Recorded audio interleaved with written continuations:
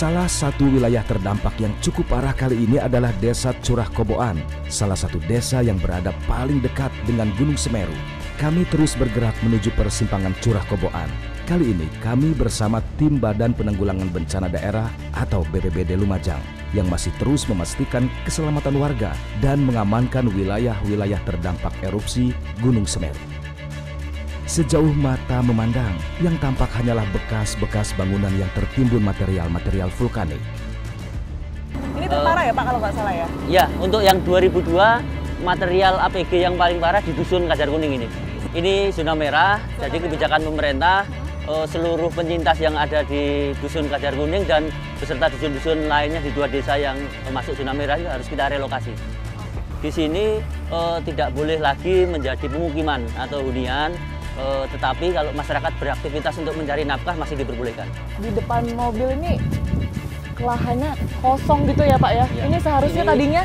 Ini dulu itu jembatan, yang di sana itu jembatan. Yang di depan kita itu ya? Itu jembatan penghubung antara desa Kajar Kuning ke Curah Koboan. Kemudian erupsi 2002 kemarin, tanggal 4 Desember dia terkena material. Jadi material erupsi dan APG menimbun lokasi ini. Sudah tidak ada warga yang meninggali desa ini. Namun, masih ada sejumlah warga yang mendatangi rumah-rumah mereka yang telah hancur.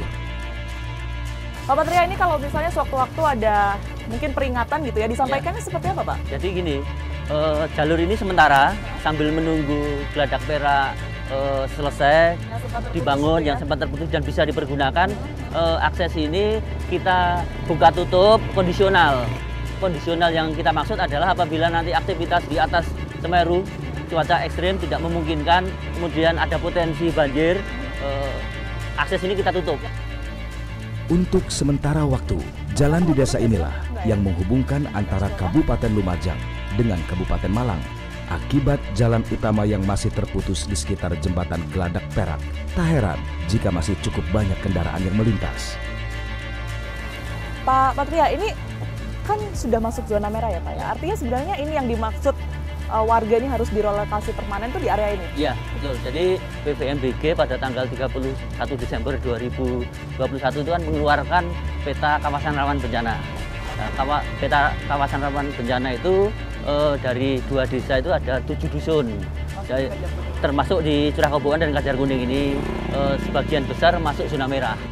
Kami pun tiba di pos pantau terakhir BPBD dan melanjutkan penelusuran dengan berjalan kaki. Ini kendaraan masih bisa lewat, artinya memang belum ada peringatan ya Pak Patria ya? Kalau dari atas tidak ada informasi getaran banjir dari pos pantau gunung api yang diteruskan ke kita, ke BPBD, berarti perlintasan ini kan masih aman untuk dilewati masyarakat, baik kendaraan roda 2 maupun roda 4. Ini luapannya bisa sampai setinggi apa sih Pak? Kalau banjirnya besar ini bisa batas naik ke jalan yang kita turun tadi bisa sampai ke sana. Tergantung getaran banjir yang ada di atas, seberapa besar debit air yang dibawa dari atas. Okay. Pak, ini kan artinya masyarakat diminta untuk terus waspada kan Pak? Karena tidak hanya bahaya primer saja begitu, tapi ada bahaya sekunder di sana. Ya, jadi tumpukan material hasil erupsi dan APG ini apabila terkena air hujan dan banjir dari atas, dia akan menimbulkan letusan sekunder. Letusan sekunder itulah sangat berbahaya karena dia juga membawa uap panas.